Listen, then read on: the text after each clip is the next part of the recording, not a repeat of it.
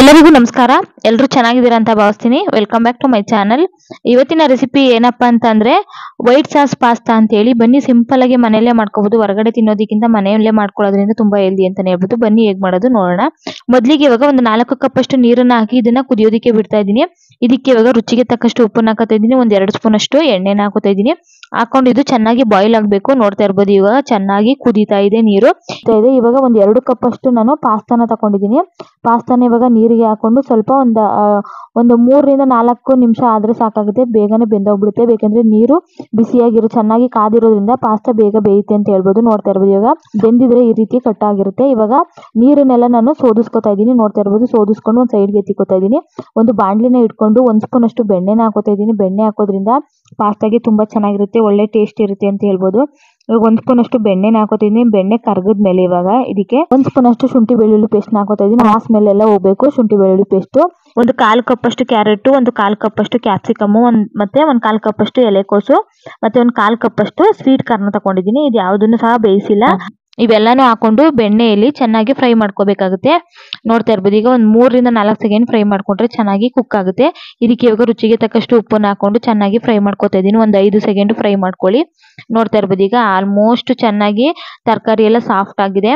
ಮತ್ತೆ ಉಪ್ಪು ಕೂಡ ಚೆನ್ನಾಗಿ ಹಿಡಿದಿದೆ. ನೋಡ್ತಾ ಇರ್ಬೋದು ಸಾಫ್ಟ್ ಆಗಿದೆ ಮತ್ತೆ ಬೆಂದಿದೆ. ಇವಾಗ ಒಂದು ಪ್ಲೇಟ್ಗೆ ಎತ್ತಿಕೋತಾ ಇದ್ದೀನಿ. ನೋಡ್ತಾ ಇರ್ಬೋದು ಒಂದು ಪ್ಲೇಟ್ಗೆ ಎತ್ತಿಕೊಂಡು ಅದೇ ಬಾಂಡ್ಲಿಗೆ ಒಂದು 2 ಸ್ಪೂನ್ ಅಷ್ಟು ಬೆಣ್ಣೆನ ಹಾಕೋತಾ ಇದ್ದೀನಿ. ಬೆಣ್ಣೆನ ಹಾಕೊಂಡು ಬೆಣ್ಣೆ ಎಲ್ಲ ಕರಗಿದ್ಮೇಲೆ ಒಂದು 2 ಸ್ಪೂನ್ ಅಷ್ಟು ಮೈದಾನ ಹಾಕೋತಾ ಇದ್ದೀನಿ. ಮೈದಾನ ಹಾಕೊಂಡು ಚೆನ್ನಾಗಿ ಫ್ರೈ ಮಾಡ್ಕೋಬೇಕಾಗುತ್ತೆ. ಗಂಟಾಗೋ ಚಾನ್ಸಸ್ ತುಂಬಾ ಇರುತ್ತೆ. ಲೋ ಫ್ಲೇಮ್ ಅಲ್ಲಿ ಇಟ್ಕೊಂಡು ನೀವು ಮಾಡ್ಕೋಬೇಕಾಗುತ್ತೆ. ನೋಡ್ತಾ ಇರ್ಬೋದು ಇವಾಗ ಚೆನ್ನಾಗಿ ಫ್ರೈ ಆದ್ಮೇಲೆ ಇವಾಗ ಇದು ವೈಟ್ ಸಾಸ್ ಪಾಸ್ತಾ ಆಗಿರೋದ್ರಿಂದ ಮೈದಾ ಹಾಕೋಬೇಕಾಗುತ್ತೆ. ಮತ್ತೆ ಈಗ ಚೆನ್ನಾಗಿ ಫ್ರೈ ಆದ್ಮೇಲೆ 1.5 ಕಪ್ ಅಷ್ಟು ಹಾಲನ್ನ ಹಾಕೋತಾ ಇದ್ದೀನಿ. ಹಾಲನ್ನ ಹಾಕೊಂಡು ಚೆನ್ನಾಗಿ ಕುದಿಸ್ಕೋಬೇಕಾಗುತ್ತೆ. ನೋಡ್ತಾ ಇರ್ಬೋದು ಚೆನ್ನಾಗಿ ಕುದಿಬೇಕು. ಮತ್ತೆ ನಾವು ಮೈದಾ ಹಾಕಿರೋದ್ರಿಂದ ಹಾಲು ತುಂಬಾ ಗಟ್ಟಿ ಆಗುತ್ತಾ ಬರ್ತಾ ಇರುತ್ತೆ. ನೋಡ್ತಾ ಇರ್ಬೋದು ಅದೇ ರೀತಿಯಾಗಿ ನಾವು ಕೈ ಆಡಿಸ್ತಾನೆ ಇರಬೇಕು. ಇಲ್ಲಾಂದ್ರೆ ತಳ ಹಿಡಿಯೋ ಚಾನ್ಸಸ್ ತುಂಬಾ ಇರುತ್ತೆ. ಇಲ್ಲ ನಾನ್ ಸ್ಟಿಕ್ ಪ್ಯಾನ್ ಅಲ್ಲಿ ಮಾಡ್ತೀನಿ ಅಂದ್ರೂ ಮಾಡ್ಬೋದು. ಆದ್ರೂ ಕೂಡ ನಾವು ಕೈ ಆಡಿಸ್ತಾನೆ ಇರಬೇಕು ಒಂದೊಂದ್ಸಲ. ಇವಾಗ ಚೆನ್ನಾಗಿ ಗಟ್ಟಿಯಾಗಿದೆ. ಇವಾಗ ನಾವು ಬೇಯಿಸ್ಕೊಂಡಿರುವಂತಹ ಪಾಸ್ತಾನ ಹಾಕೋತಾ ಇದ್ದೀನಿ. ಮತ್ತೆ ನಾವು ಫ್ರೈ ಮಾಡ್ಕೊಂಡಿರುವಂತಹ ತರಕಾರಿಗಳನ್ನು ಸಹ ಸೇರ್ಸ್ಕೊತಾ ಇದ್ದೀನಿ.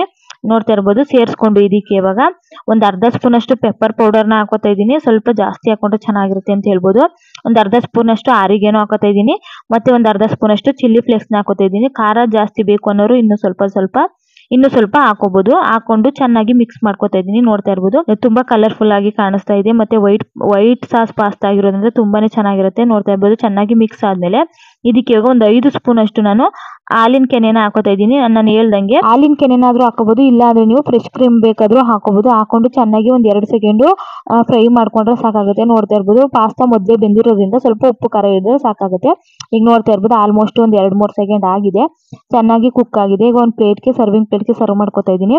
ಇಷ್ಟೇನೆ ವೈಟ್ ಸಾಸ್ ಪಾಸ್ತಾ ರೆಸಿಪಿ. ಏನಾದ್ರೂ ಇಷ್ಟ ಆಗಿದ್ರೆ ಲೈಕ್ ಮಾಡಿ, ಶೇರ್ ಮಾಡಿ, ಕಮೆಂಟ್ ಮಾಡಿ. ಮತ್ತೆ ಸಿಗ್ತೀನಿ ಮುಂದಿನ ವಿಡಿಯೋ ಜೊತೆಗೆ.